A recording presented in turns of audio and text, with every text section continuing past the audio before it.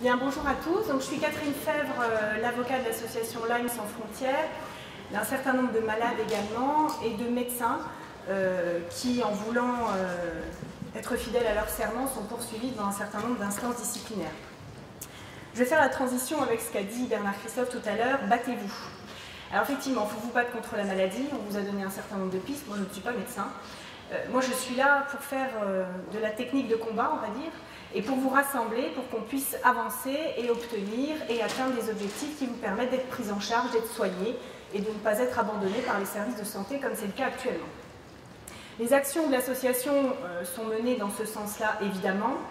À un premier niveau, je vais vous exposer tout ce qui a été mis en place pour vous convaincre d'adhérer à ce mouvement-là, parce que très clairement, compte tenu des enjeux, on vous parle des conflits d'intérêts, des enjeux avec des laboratoires pharmaceutiques, des enjeux politiques, puisqu'il s'agit aussi de cela, vous êtes une force vive qui, rassemblée, permettra au pouvoir public de comprendre qu'ils n'ont plus le choix que de vous écouter et que de vous soigner.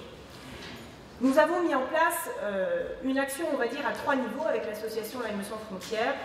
Premier niveau d'action, ça a été d'interpeller évidemment le ministre de la Santé, qui a bien voulu nous recevoir dans un premier temps avec Judith Alberta le 27 septembre 2013, à laquelle on a exposé un certain nombre de problématiques que vous vivez les uns et les autres, que je ne vais pas vous relater, mais vous tenez tous le même discours, vous avez tous subi le même parcours, vous êtes tous désespérés en fin de parcours avec beaucoup d'analyses et aucune réponse et un doute sur ce que vous êtes, puisqu'on vous dit clairement que ce que vous vivez, ce que vous ressentez, c'est dans votre tête, que vous n'êtes pas des malades, ou peut-être des malades psychiatriques éventuellement.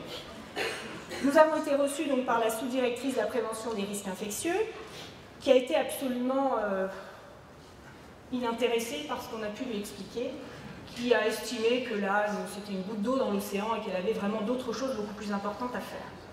On lui a écrit, ça n'a pas changé grand-chose. En revanche, à partir de l'instant où on a été reçu, on a décidé d'écrire au nom de chacun des malades qui ont accepté d'entreprendre cette démarche-là, directement à la ministre de la Santé, en courrier recommandé par mon intermédiaire, en disant « Voilà, Madame la Ministre, je suis Madame X, j'ai telle problématique, je travaillais, j'avais une famille, aujourd'hui j'ai perdu mon emploi, je ne peux plus me lever, j'ai divorcé.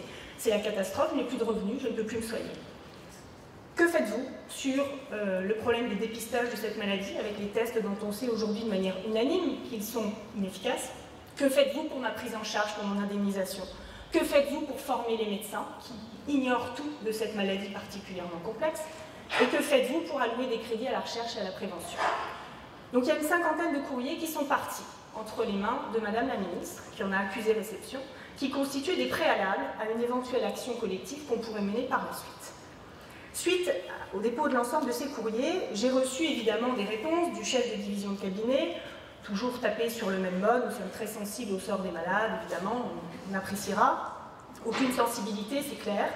Si bien qu'on a décidé avec l'association Lyme sans frontières de monter un événement et d'aller porter en main propre, avec une délégation constituée, un certain nombre de courriers qui représentaient là encore des malades, directement à la ministre de la Santé, physiquement à Paris. Et on a organisé ce déplacement le 12 mars dernier, en mettant en ligne pour tous les malades qui ne sont pas en état de se déplacer ou qui n'ont pas les moyens financièrement de se déplacer, parce que c'est une réalité, une pétition qui a quand même recueilli quasiment 7000 signatures, sachant que ça a été diffusé sur à peine une semaine. 7000 personnes qui ont dit oui, moi je suis concernée, oui, moi j'ai vécu ça, oui, moi j'attends des réponses. 7000 personnes en moins d'une semaine qui ont dit je vis ce calvaire. Alors, nous avons forcé la barrière, parce que jusque-là, on est face à une barrière administrative qui visiblement ne prend pas la mesure de l'urgence au niveau des malades. Nous avons forcé cette barrière et la veille du déplacement que nous avions prévu d'organiser à Paris devant le ministère de la Santé, message de la sous-directrice de la prévention des risques infectieux, nous allons vous recevoir. Nous sommes reçus, Judith Alberta, en qualité de présidente de l'association, un représentant des malades en fauteuil roulant, un autre représentant de malades un peu plus valide, un médecin qui représentait les médecins qui ont un certain nombre de difficultés actuellement, et moi-même. Et nous avons exposé la problématique que pose cette affection-là, avec les témoignages des uns et des autres. On a été reçus par 4 personnes, dont un représentant du service juridique du ministère de la Santé. C'est toujours très intéressant, ça veut dire qu'il commence à avoir un petit peu peur. Voilà, quand un avocat arrive et qu'en face on a un responsable du service juridique, c'est qu'ils se disent « Ouh, on va peut-être quand même regarder un petit peu ce que c'est ». Les CRS attendaient, imaginant sans doute une horde de malades. Malheureusement, on était pacifistes et pas assez nombreux, mais c'est compliqué quand on est malade de se déplacer. Mais en tout cas, ils ont pris la mesure qu'on n'allait pas s'arrêter là. Ils se sont évidemment réfugiés derrière le rapport du Haut Conseil de la Santé publique qui a été cette fois validé, mais qui n'est pas encore, ou qui est en cours de transmission, tout ça est très long, au ministère de la Santé. Ils se sont retranchés derrière un rapport qui doit être rendu au niveau européen également, pour nous dire, écoutez, les choses sont prises en main, évidemment des campagnes de prévention, il y en a. On s'est permis de leur dire, écoutez, non, régulièrement, moi je viens des Vosges, hein, dans les écoles, il y a des sorties, classes vertes, etc. Les instituteurs ne savent pas ce que c'est qu'un tir-tic. Hein, voilà, je veux dire, ça commence là, la prévention, dans les écoles. Donc, on nous a certifié que tout cela a été pris avec un grand sérieux, mais que bien évidemment, l'urgence administrative n'était pas l'urgence médicale.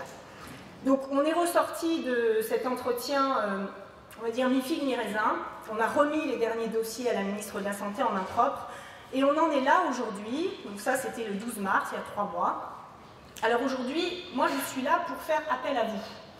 Appel à vous pour vous expliquer que la masse de personnes concernées, et quand on vous explique les modes de transmission, quand on vous explique les modes de perpétuation, de survivance de cette bactérie qui est absolument increvable, il n'y a pas d'autre mot, il n'y a que nous et vous qui pourrons réunis agir et obtenir des choses. Les médecins se mobilisent sur le terrain, débordés pour la plupart, on ne sait plus à qui adresser les malades, parce que moi il y a même des gens qui m'appellent pour avoir des consultations médicales, je suis quand même avocat, hein, ça devient grave, donc je fais ce que je peux pour les orienter, mais je ne suis pas médecin. On sent qu'il y a un désespoir et vraiment une incurie, donc je crois que là il est temps de passer au stade supérieur et que chaque personne qui a préconstitué un dossier, qui a dit à Madame la Ministre « Qu'est-ce que vous faites pour moi concrètement ?», va pouvoir se mobiliser et engager une plainte pour dire « Je vous ai prévenu, vous n'agissez pas, vous avez toutes les données scientifiques entre les mains, maintenant il faut y aller ». Donc le troisième niveau d'intervention qu'on prévoit d'engager avec l'association à la rentrée prochaine, c'est une plainte qui sera rédigée au nom de l'ensemble des personnes, mais évidemment on n'est pas aux États-Unis malheureusement et on ne peut pas faire de class action. Projet de loi qui va être exposé par Marisol Touraine le 17 juin prochain. C'est envisagé, mais pour les victimes notamment des accidents en matière de tabacologie. Donc ça ne nous concerne pas encore directement, mais il faut qu'on se batte, ça ne viendra que de la base. Je sais que c'est difficile de se mobiliser, qu'on pense déjà à se soigner, mais moi sans vous, je ne peux rien faire. Je ne peux absolument rien faire. L'association met tous les moyens pour former, informer, se battre, obtenir des rendez-vous. Judith Alberta fait absolument tout et décuple les moyens. Mais si vous voulez que juridiquement on ait un moyen de pression fort pour s'opposer aux autres enjeux qui nous sont un petit peu cachés mais qui sont bien là, il faut que vous vous réunissiez. Donc on travaille sur une plainte, on vous sollicitera les uns et les autres, j'imagine, par l'intermédiaire du site de l'association. Il va falloir déposer plainte et on a un certain nombre de motifs. Bernard Christophe l'a fait, malheureusement un particulier qui dépose plainte en lettre recommandée, je peux vous assurer que c'est une goutte d'eau dans l'océan aussi, et que jamais il aura de réponse, c'est certain.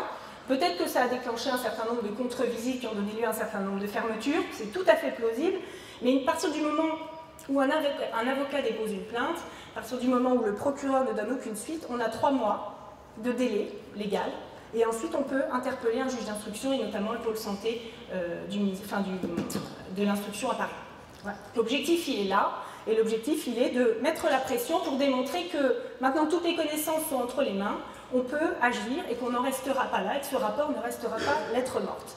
Il n'y a qu'en usant de pression qu'on obtiendra quelque chose et qu'on mettra le couteau sous la gorge à Madame Marisol Touraine, qui visiblement se concentre beaucoup plus sur les dégâts causés par le tabac, l'acidose, si j'ai bien suivi, hein, que sur les conséquences en termes de développement de la bactérie, notamment de la borrélia. Donc je vous invite, alors il y a un certain nombre de députés qui commencent à se mobiliser, sollicités par l'association. Très récemment, Judith Alberta a été contactée par M. Massini qui propose de pré-rédiger un projet de loi, qui là encore doit être porté. Donc on va travailler également là-dessus. Voilà, donc il faut absolument qu'on arrive à se regrouper pour se battre, parce que se battre, c'est se battre contre la bactérie, mais c'est se battre aussi pour que vous ayez enfin une reconnaissance et une prise en charge. Alors individuellement, il m'arrive de le faire pour un certain nombre de malades qui ne sont plus... Alors c'est assez compliqué, mais on essaye de le faire quand c'est possible, qui ne sont plus indemnisés par leur caisse d'assurance maladie, puisque très clairement ils sont en arrêt de travail. Ils sont licenciés pour inaptitude puisqu'ils n'arrivent pas à se lever et qu'on est en situation de limite. Donc l'employeur, au bout d'un moment, licencie. Ils se trouvent soumis aux visites d'un médecin conseil de la caisse d'assurance maladie, qui leur dit écoutez, vous êtes debout, vous allez bien, vous avez des analyses, c'est négatif, arrêtez, votre Lyme c'est dans votre tête, vous êtes parfaitement valide, vous pouvez reprendre une activité professionnelle. Donc vous n'aurez plus d'indemnisation de la sécurité sociale. Donc vous avez des gens qui, comme je vous l'ai dit tout à l'heure, et ça vous le savez puisque vous le vivez, qui avaient une situation qui était parfaitement insérée et qui deviennent plus rien et qui n'ont plus les moyens de se soigner. Parce que concrètement, pour se soigner aujourd'hui, il faut de l'argent. C'est très clair. Et de l'argent, on n'en a plus. Donc on saisit les tribunaux des affaires de sécurité sociale pour lutter contre cette reconnaissance de pseudo-aptitude à travailler et on obtient petit à petit, mais c'est long, c'est le processus judiciaire, c'est long et c'est décourageant, mais il faut s'accrocher. On obtient des expertises, certains professeurs se mouillent pour nous assister au cours de ces expertises, on va faire avancer les choses, on va y arriver, mais il faut que chacun mette le petit caillou qui fait que le mur va s'élever, mais de manière positive cette fois. Voilà. Et puis dernier volet indirect également de l'action collective, c'est que les médecins se fédèrent aussi pour soutenir les malades et pour se protéger, parce que eux aussi, quand ils font correctement leur boulot et prennent des risques, se trouvent attaqués de manière absolument honteuse. Quand on parle de chasse aux sorcières, je pense qu'on est absolument dans ce registre-là. Il y a un acharnement sur des médecins qui soignent des patients dont on n'a aucune plainte, il faut quand même le dire. Il y a des charlatans, comme il y a de mauvais avocats, comme il y a de mauvais garagistes, comme il y a de mauvais tout. Sauf que là, vous avez des médecins qui soignent, qui améliorent des états, et auxquels on dit, non mais attendez, c'est dans votre tête, vous êtes un charlatan et on va vous empêcher d'exercer. Donc il faut quand même que les malades aussi prennent conscience de tout cela, c'est que les médecins prennent des risques en vous soignant, et que vous devez, en vous regroupant, faire un écran aussi pour les protéger. Il n'y a qu'en vous fédérant les uns et les autres qu'on va y arriver, et qu'enfin on obtiendra une reconnaissance. Voilà, donc ça c'est le sens de mon intervention. Donc effectivement, je crois que il est temps d'encourager les lanceurs d'alerte, entre guillemets, ceux qui font monter ce mouvement-là. Il est temps d'y croire et de se battre, parce que je crois qu'effectivement, c'est quand on est debout et qu'on peut encore la chance de l'être, qu'on peut se battre, et qu'il faut se réunir et qu'il faut poursuivre. Donc, je vous invite à soutenir l'action de l'association, à adhérer, parce que c'est aussi par votre adhésion que vous représentez aujourd'hui quasiment 1600 adhérents. Alors quand on voit qu'on a écrit 50 fois au ministre de la Santé, moi ça me désespère, je me dis qu'on aurait dû avoir 1500 courriers qui partent, parce que plus d'1 millier de malades qui écrivent au ministre de la Santé, ça ne peut pas rester isolé, ils ne peuvent pas ne pas répondre. Donc à force d'insister, à force d'y aller, à force de se battre, nécessairement il y aura des déblocages. Comme ça a été le cas au Canada, où la maladie est à déclaration obligatoire depuis 2009, où on insiste sur le fait que les tests sérodiagnostiques sont inefficaces, où on insiste sur le fait que cette maladie est chronique et qu'il faut prescrire des antibiotiques au long cours. Aujourd'hui, les médecins qui le font à leurs risques et périls. Et bien souvent, ils prennent de gros risques, effectivement. Voilà, donc le message que je voulais vous passer, c'était de vous mobiliser, parce que isolé seul dans votre maladie, vous n'y arriverez pas. Mais rassemblés et en vous battant, on y arrivera tous. Voilà ce que j'avais à vous dire.